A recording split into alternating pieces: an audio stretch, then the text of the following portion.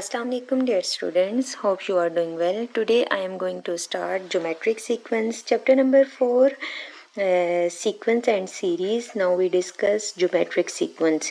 In nature certain phenomena can be described by geometric sequence. एक बात हमेशा याद रखनी है, arithmetic means arithmetic sequence, arithmetic progression के केस में आपके पास जो डिफरेंस आ रहा है वो कॉमन होता है, और ज्योमेट्रिक सीक्वेंस या ज्योमेट्रिक प्रोग्रेशन के केस में जो आपके पास गिवन सीक्वेंस है इसमें आपके पास जो रेशो है वो कॉमन होगी. In nature certain phenomena can be describe by geometric sequence. For example archaeologists use the half-life of carbon-14 to estimate the age of ancient objects. Carbon-14 is a radioactive element that decays gradually changing to nitrogen-14. The half-life, that is the time it takes for half of a given amount to decay of carbon-14, is about 5600 years. Thus, 1 kg of carbon-14 will be reduced to half kg in 5600 years, to 1 by 4 kg into 11,200 years, to 1 by 8 kg in 16,800 years, and so on, which is obviously a geometric sequence with common ratio r is equal to 1 by 2. A geometric sequence or geometric progression is a sequence for which every term after the first in the product of the preceding term and a fixed number called the common ratio of the sequence. आपके पास geometric sequence के case में जो ratio आ रही होगी वो आपके पास common होगी. Arithmetic means arithmetic progression के केस में आपके पास डिफरेंस सेम आ रहा था. उस केस में आप नेक्स्ट माइनस प्रीवियस कर रहे होते हैं, उसमें आपके पास सक्सीडिंग माइनस प्रीसीडिंग कर रहे होते हैं. इस केस में आपके पास रेशो कैलकुलेट करते हैं, तो रेशो के केस में आपके पास सक्सीडिंग डिवाइडिंग बाय preceding आपके पास आ जाता है. We use the same notation as we use in arithmetic progression with one exception, that is instead of d the common difference we use r the common ratio in geometric sequence. अब आपके पास following geometric sequence given है. First one आपके पास जो sequence given है 3, 6, 12, 24. अब यहाँ पर देखिए जो गिवन सीक्वेंस है इसमें आपके पास डिफरेंस कॉमन नहीं आ रहा होगा. अगर आप 6 माइनस 3 करते हैं तो आपके पास 3 आता है, 12 माइनस 6, तो यहाँ पर आपके पास जो डिफरेंस है वो आपके पास कॉमन नहीं आ रहा. तो इसका मतलब है जो गिवन सीक्वेंस है ये आपके पास अरिथमेटिक प्रोग्रेशन नहीं है. आपके पास अरिथमेटिक ज्योमेट्रिक सीक्वेंस के लिए क्या करेंगे, आपके पास क्या करेंगे, 6 डिवाइडेड बाई 2 3 करेंगे तो आपके पास क्या आ जाएगा, 6 डिवाइडेड बाई 3 2 आ जाएगा. 12 डिवाइडेड बाई 6 करेंगे तब भी 2 आ जाएगा. 24 डिवाइडेड बाई 12 करेंगे तब भी 2 आएगा. तो इस केस में जो आपके पास रेशो है वो कॉमन आ रही है. तो आपके पास 6 डिवाइडेड बाई 3 करेंगे तो आपके पास 2, तो आपके पास विद कॉमन रेशो. अब जो सेकंड सीक्वेंस है इसमें भी आपके पास क्या है, -1 डिवाइडेड बाई 3 डिवाइडेड बाई 1, तो आपके पास 1 divided by 3 divided by -1 by 3. तो आपके पास जो नेक्स्ट सीक्वेंस है इसमें भी रेशो को चेक करेंगे और आपके पास AR डिवाइडेड बाई R, इस केस में भी रेशो R आ रही है. AR² डिवाइडेड बाई AR तब भी R आ रहा है. तो आपके पास इस केस में डिवाइड करके रेशो जो आपके पास ज्योमेट्रिक सीक्वेंस के केस में जो कॉमनली रेशो थी वो आपके पास क्या थी, 1 divided by 2. The common ratio, and it is found by dividing any term by that which immediately preceded. In the first of the above example, the common ratio is 2. Second case में -1 by 3, and जो third जो आपके पास sequence है इस case में आपके पास आ रहा है.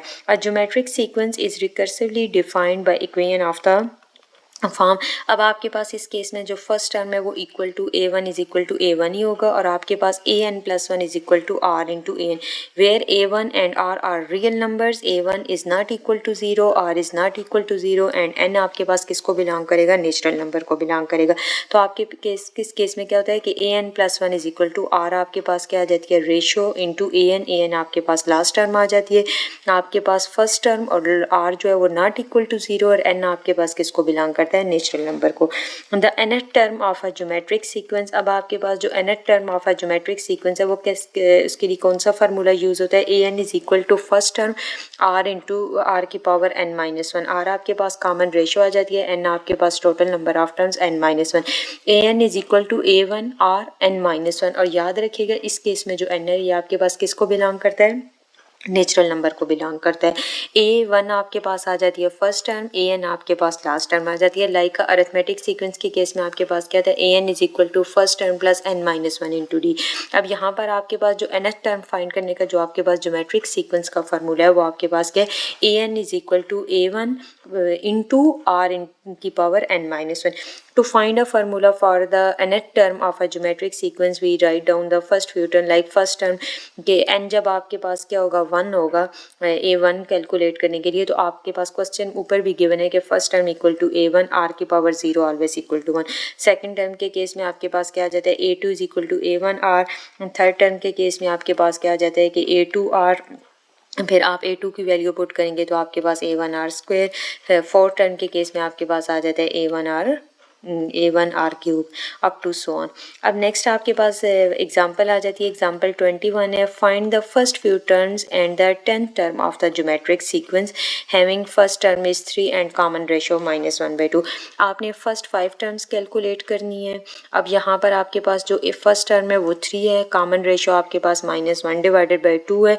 आपने फर्स्ट 5 टर्म्स, पहली 5 टर्म्स आपने कैलकुलेट करनी and the 10th term of the geometric sequence. अब यहाँ पर आपके पास 10th टर्म डिफाइन है, तो इसका मतलब है कि जो टोटल नंबर ऑफ टर्म्स है वो आपके पास क्या है, n आपके पास 10 है, मगर आपने पहली 5 फाइंड करनी है। पहली आपके पास 3 है, तो सेकंड टर्म आपके पास क्या आएगी, r आपके पास -1/2 है। तो n को यहाँ पर ये जो फार्मूला है ये यूज़ करेंगे, an is equal to A1 R की पावर n-1। n को 10 रखेंगे, आपके पास आ जाता है A10 is equal to first term आपके पास 3 है, r आपके पास -1/2, 10 -1 तो -1/2, 10 -1 करेंगे तो आपके पास आ जाता है 3 इंटू -1/2 इन 9, तो -3/512 ये आपके पास आ गया। और एक जो सेकंड फार्मूला है आपके पास, जिसके अकॉर्डिंग आप सेकंड टर्म कैलकुलेट कर सकते हैं, लाइक A1 आपके पास A1 is equal to A1 है, A2 आपके पास क्या होता है कि A1 R। तो A1 आपके पास है 3 और आपके पास -3/2, फिर आपके पास 3/4, फिर -3 अल्टरनेट साइन के साथ। ये जो फर्स्ट फ्यू टर्म्स हैं ये आप कैलकुलेट कर सकते हैं।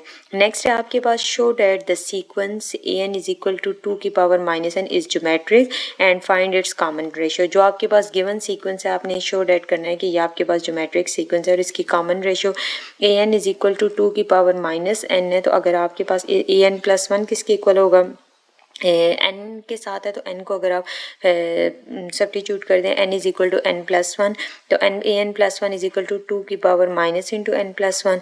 तो आपके पास क्या आ जाता है कि r is equal to an+1 divided by an। तो आपके पास जो कॉमन रेशियो है वो किसकी इक्वल है, an+1 डिवाइडेड बाय an। तो an+1 आपके पास क्या है 2 की पावर -n+1 डिवाइड 2 है, तो आपके पास जो रेशियो आ रही है 1/2 आ रही है। The ratio of successive term is a non zero number independent of N such that an जो है आपके पास ज्योमेट्रिक सीक्वेंस है।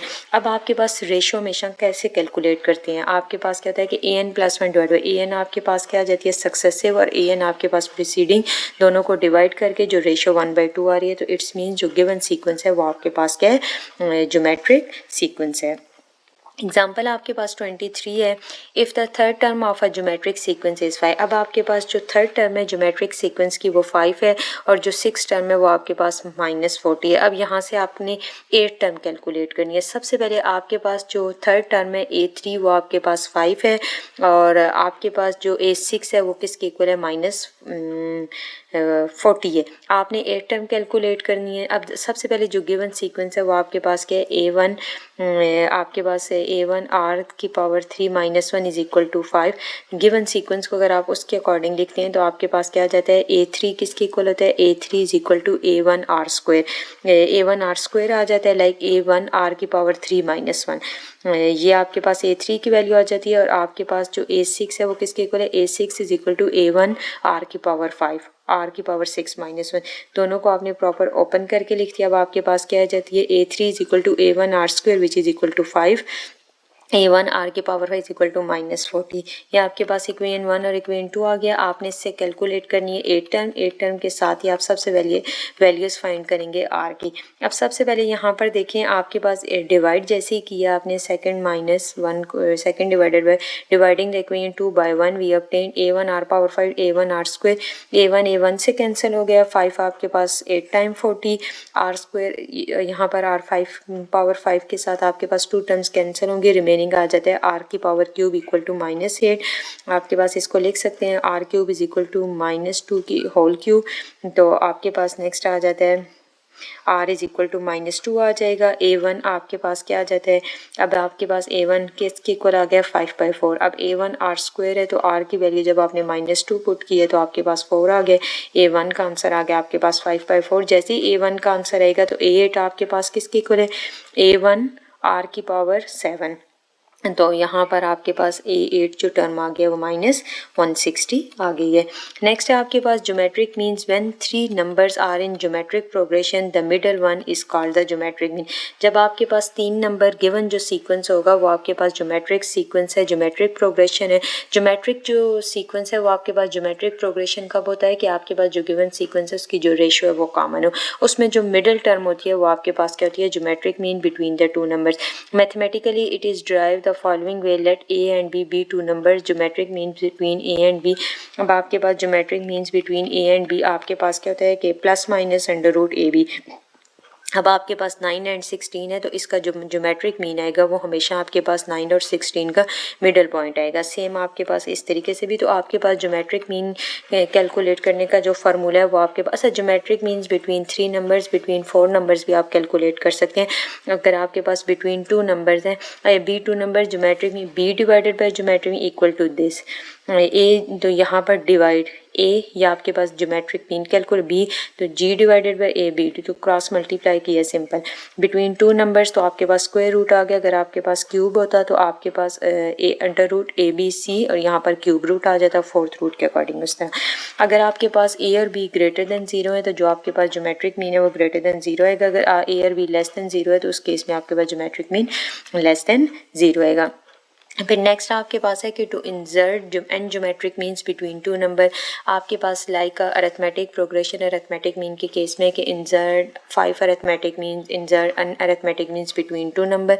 तो आपके पास इंसर्ट अरिथमेटिक मीन्स का जो फार्मूला है वो आपके पास क्या आर आपके पास क्या बीट्स common ratio A N plus 2 is equal to B A R N plus 1 is equal to B. तो जो आपके पास जनरल फॉर्म है वो आपके पास क्या a n is equal to a r की power n minus 1।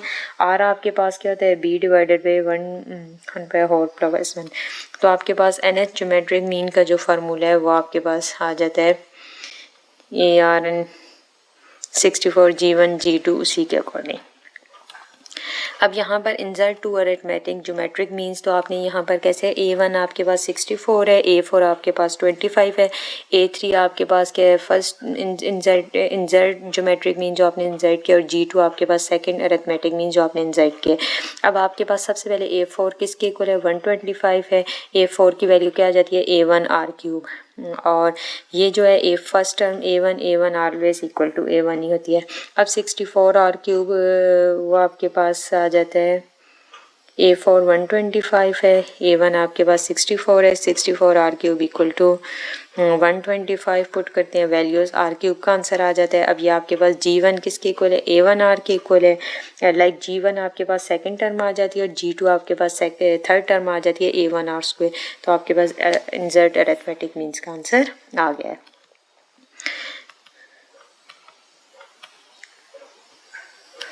Now we start exercise 4.3. Thank you so much.